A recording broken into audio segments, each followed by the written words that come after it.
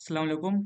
My name is Ahmed Faraz, roll number 25, and my group members are Mohammad Hashim, roll number 13, and Rao Abdullah Rajput, roll number 67.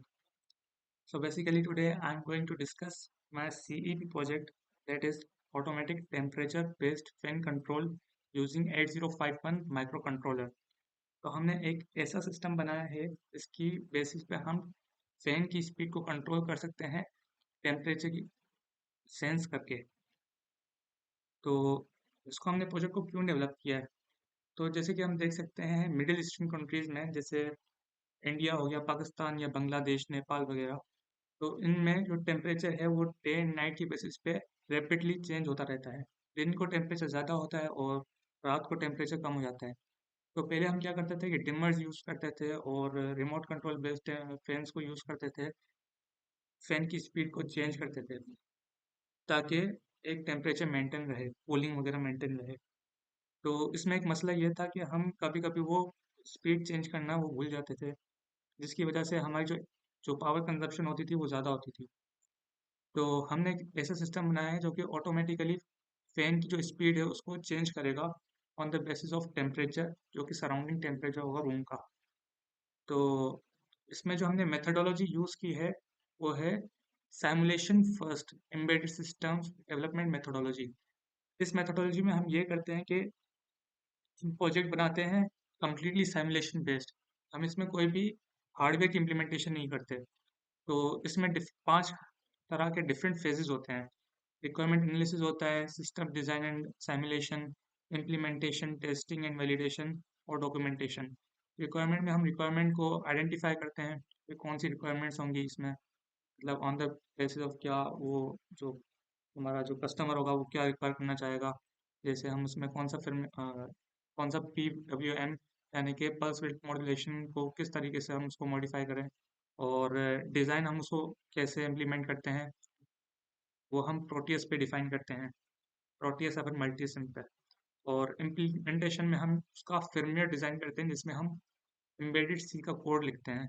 उसके बाद उस हम project को अपने को test करते हैं कि वो प्रोजेक्ट कैसे परफॉर्म कर रहा है, क्या वो रिक्वायरमेंट की बेसिस पे परफॉर्म कर रहा है कि फिर डिफरेंट उसका आउटपुट आ रहा है। उसके बाद हम इसको डॉक्यूमेंटेशन वगैरह करते हैं और रिफाइनमेंट करते हैं। तो ये उसकी डायग्राम है, इसमें रिक्वायरमेंट एनालिसिस है, सिस्टम डिज़ाइन एंड सिमुलेशन है, इम्प्लीमेंटेशन है, testing and validation and documentation. तो सबसे पहले मैं आपको ये प्रोजेक्ट दिखा देता हूँ। प्रोटियस पे जो मैंने बनाया है वो ये है। इसमें डिफरेंट कंपोनेंट्स का हमने यूज़ किया है। ये LCD स्क्रीन है, LM016L। और इसके अलावा ये हमारा फ़ैन जो है वो एक्चुअल में मोटर है, जो क्योंकि प्रोटियस के अंदर वो फ़ैन अवेलेबल नहीं था तो मैंने मोटर यूज़ किया, जो कि तकरीबन सिमिलर ही परफॉर्म करता है। ये हमारी मेन जो चिप है 8051, इसको हम 8089C52 भी कह सकते हैं। ये हमारा ADC कंट्रोलर है जो सिग्नल वो सेंस करेगा, वोल्टेज में करेगा टेम्परेचर को, तो उसको डिजिटल फॉर्मेट में कन्वर्ट करने के लिए ये हम कन्वर्टर यूज़ करते हैं। इसके बाद ये opto coupler and pin junction है जो कि एक साइड को आइसोलेट करता है। और इसके अलावा ये टेस्टिंग के लिए हमने इसमें एक ऑसिलोस्कोप यूज़ किया है। तो बेसिकली मैं आपको ये प्रोजेक्ट रन करके दिखा देता हूँ ये कैसे वर्क करता है। तो सबसे पहले तो इसने एक वेलकम का मैसेज शो किया, 33 डिग्री सेल्सियस और फैन ऑन। ये आप देख सकते हैं कि ये फैन जो कि एक्चुअल में मोटर है वो चल रहा है यहाँ पे, लेकिन इसकी स्पीड आप देख सकते हैं कि कैसी है। मैं अब एक काम करता हूँ कि इसकी स्पीड को मैं कम कर देता हूँ सराउंडिंग के टेम्परेचर पे, ठीक है। मैं इसको ले जाता हूँ 25 से कम। आप देख सकते हैं कि यहाँ पे भी जो टेम्परेचर है वो कम हो रहा है। अभी 26 है तो फैन ऑन है। अभी आप देखें टेम्परेचर कम हो गया तो फैन ऑफ हो गया, देखें। तो ये फैन कम्प्लीटली ऑफ हो चुका है हमारा। अब मैं जैसे ही इसकी स्पीड को बढ़ाता हूँ तो ये जैसे 25 के ऊपर जाएगा तो इसकी स्पीड जो है वो एक सर्टेन लेवल पे होगी, जिसमें 50% वो चलेगा और 50% टाइम वो ऑफ रहेगा। अगर मैं इसकी स्पीड को और बढ़ा देता हूँ टेम्परेचर की बेसिस पे, फॉर एग्जांपल 30 से ऊपर लेके गया, तो ये 75% ऑफ द टाइम ये चलेगा और 25% ऑफ द टाइम ये मोटर हमारा जो फैन है वो बंद रहेगा। मैं इसकी स्पीड को अगर 35 से ऊपर लेके जाता हूँ तो बेसिकली ये 100% ऑफ द टाइम चलेगा। अब जो ये 50% है, 75% है, 100% है, ये डिफाइन करता है कि हमारा जो ड्यूटी साइकिल है वो क्या है। 50% है, 75% है, या फिर 100% है, जो कि उसका ऑन रहने का टाइम है। तो ये हमारा प्रोजेक्ट है। मैं आपको इसका कोड दिखा देता हूँ, क्योंकि firmware है इसका। तो हमने इसमें डिफरेंट जो है वो पोर्ट्स को असाइन किए हुए हैं, और जो कि 8051 है, उसकी बेसिकली हमने तीन जो पोर्ट्स हैं हमने उसको यूज़ किया है। जो पोर्ट नंबर 1 है उससे हम जो डेटा है, डिजिटल डेटा, उसको हम स्क्रीन पे डिस्प्ले करवा रहे हैं। और जो पोर्ट 3 है उससे हम डेटा इनपुट ले रहे हैं, जो कि टेम्परेचर का, जो सराउंडिंग का टेम्परेचर था उससे हम इनपुट ले रहे हैं। और पोर्ट नंबर 2 है वो बेसिक कंट्रोल के लिए है, और एक सिग्नल जनरेट हो रहा है मोटर के लिए, जो कि ड्यूटी साइकिल को डिफाइन कर रहा है। तो वो पोर्ट नंबर 2 से जनरेट हो रहा है। इसके अलावा हमने बैटरी को ऑसिलेटर वगैरह प्रोवाइड किया हुआ है, वो एक्सटेल 1 और एक्सटेल 2 से चल रहा है।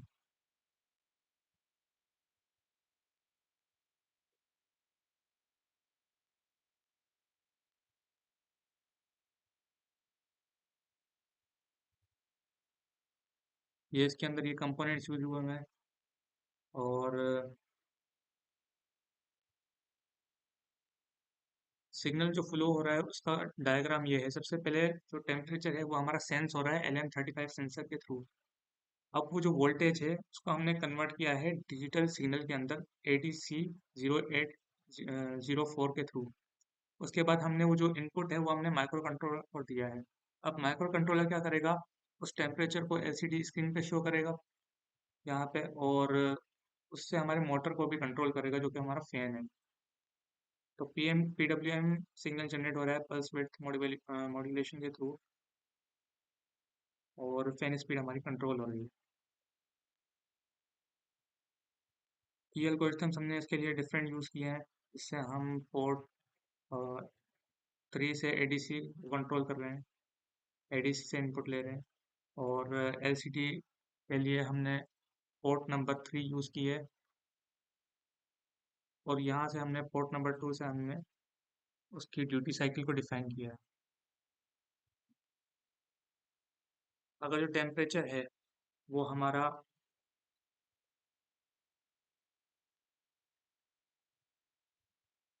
फॉर एग्जांपल अगर टेम्परेचर 25 से कम होगा तो हमारा फैन जो है वो ऑफ रहेगा, यानी कि MTR जो सिग्नल है वो हमारा 1 रहेगा, यानी कि वो एज ए इनपुट पोर्ट काम करेगा। और इनपुट पोर्ट MTR जो सिग्नल है वो हमारा इनपुट पोर्ट काम करेगा, क्योंकि अगर हम एक्सटर्नल उसको वोल्टेज सप्लाई करेंगे तो वो बेसिकली हमारा मोटर जो है वो ऑफ रहेगा। अगर हमारा टेम्परेचर 25 और 30 के बीच में होगा तो हमारा डिले जो हमने किया है वो 50-50 का किया है, यानी कि 50% ऑफ टाइम सिग्नल जीरो रहेगा, और 50% ऑफ टाइम हमारा सिग्नल हाई रहेगा, यानी कि जीरो पे वो फैन ऑन रहेगा और 1 पे फैन ऑफ रहेगा। 30 और 35 के दरमियान हमारा जो 75% है वो ड्यूटी साइकिल है, उसमें हमारा जो फैन है वो ऑन रहेगा, और 25% ऑफ द टाइम हमारा फैन ऑफ रहेगा।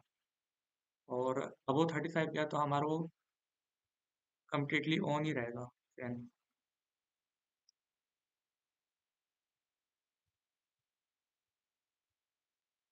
के साथ हमने इस प्रोजेक्ट की वैलिडेशन भी की है।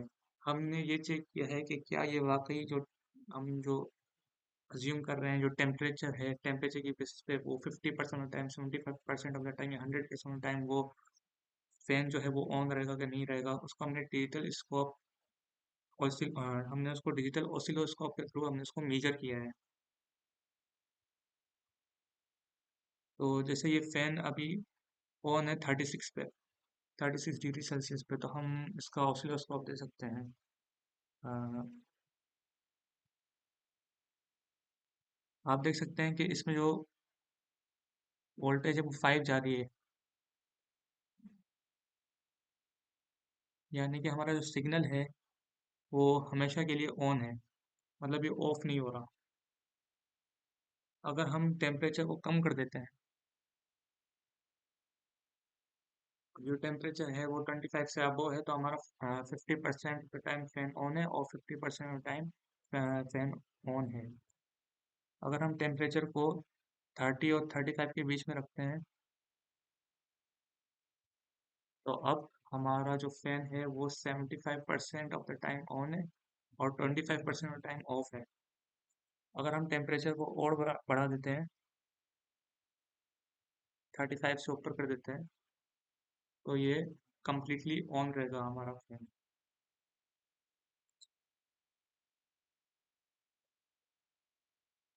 और ये हमारा रिजल्ट है कि इसमें एलसीडी जो है वो फ्लिकर के बजाय हमारा वो प्रॉपरली वर्क कर रही है।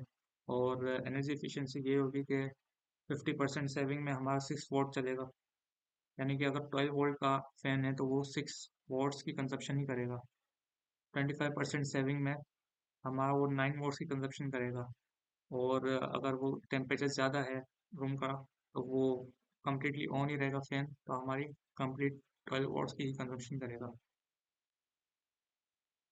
इसके बाद हमने इसमें फ्यूचर डेवलपमेंट रखी है, हार्डवेयर इन्हेंसमेंट कर सकते हैं हम इसको, रियल वर्ल्ड में हम इसको इम्प्लीमेंट कर सकते हैं।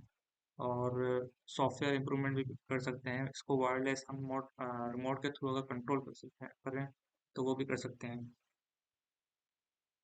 ये इसका कंक्लूजन है कि हमने एक सिस्टम बनाया है जो कि टेम्परेचर की बेसिस पे हम फैन को कंट्रोल कर सकते हैं।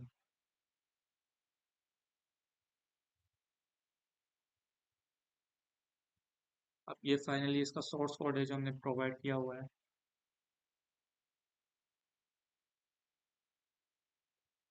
ये प्रोजेक्ट हमारा गिटहब पे भी अवेलेबल है, तो आप इसको खुद इम्प्लीमेंट भी कर सकते हैं, यहाँ पे अवेलेबल है। और ये यूज़र गाइडलाइन है कि यूज़र्स को कैसे यूज़ कर सकते हैं।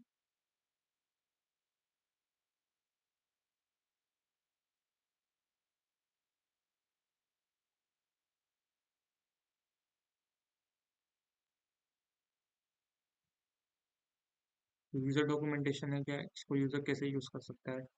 तो प्रीरिक्विजिट आपको चाहिए होंगे कि यूविजन हो और प्रोटियस और गिट हो आपके पास इसको क्लोन करने के लिए। तो ये आप इंस्टॉलेशन गिट को क्लोन करके ऐसे रिपोजिटरी। इसके बाद आप देख सकते हैं कि हम फिर्मवेयर को कैसे कंपाइल कर रहे हैं।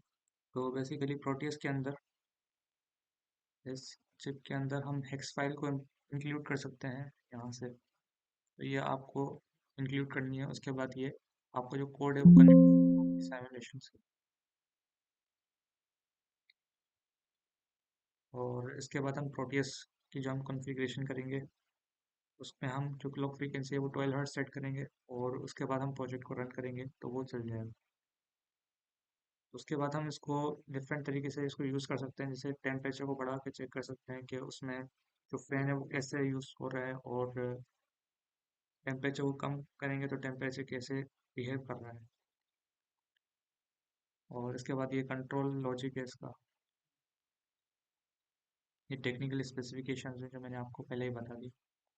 और ये ट्रबल शूटिंग है, या फॉर एग्जांपल अगर वो फैन सही से काम नहीं कर रहा है, या फिर एलसीडी जैसे उसमें विजिबल नहीं है सही तरीके से, तो आप पोटेंशियोमीटर को यूज़ करके आप उसको प्रॉपरली विजिबल करा सकते हैं। मोटर स्पिन नहीं कर रहा तो आप उसके अंदर जो पल्स विड्थ मॉड्यूलेशन है उसको आप मैनेज कर सकते हैं।